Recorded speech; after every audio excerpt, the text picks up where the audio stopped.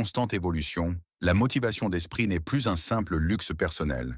Elle est devenue un véritable moteur de réussite. Elle façonne notre capacité à avancer, à apprendre, à surmonter les obstacles et à construire une vie alignée avec nos valeurs. Comprendre cette motivation profonde, c'est offrir à son parcours une boussole intérieure fiable, capable de guider chaque décision et chaque action. La motivation d'esprit naît d'un équilibre subtil entre désir, discipline et vision. Le désir donne l'élan, la discipline trace le chemin et la vision éclaire la direction. Lorsqu'ils se conjuguent, ils créent une force intérieure capable de transformer une intention en réalisation, un rêve en objectif et un objectif en réussite concrète.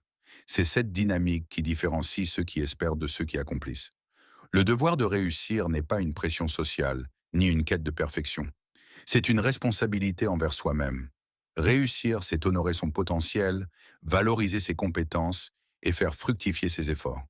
Chacun possède un talent, une singularité, une flamme qui ne demande qu'à s'exprimer. Le devoir de réussir consiste à protéger cette flamme, à la nourrir et à lui permettre de devenir lumière. Cette réussite exige cependant constance et lucidité.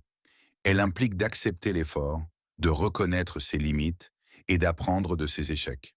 Chaque chute devient alors une leçon, chaque obstacle une opportunité et chaque doute un rappel. La motivation n'est pas un sentiment passager, mais une décision quotidienne. Une décision d'avancer, même lorsque le confort invite à l'immobilité. Cultiver la motivation d'esprit, c'est ainsi cultiver une forme de rigueur intérieure. C'est choisir la croissance plutôt que la complaisance, l'action plutôt que l'attente. C'est comprendre que la réussite n'arrive jamais par hasard, mais par la répétition de petites victoires, silencieuses et régulières, qui finissent par dessiner de grandes transformations. Enfin, la réussite véritable ne se mesure pas uniquement par les résultats visibles.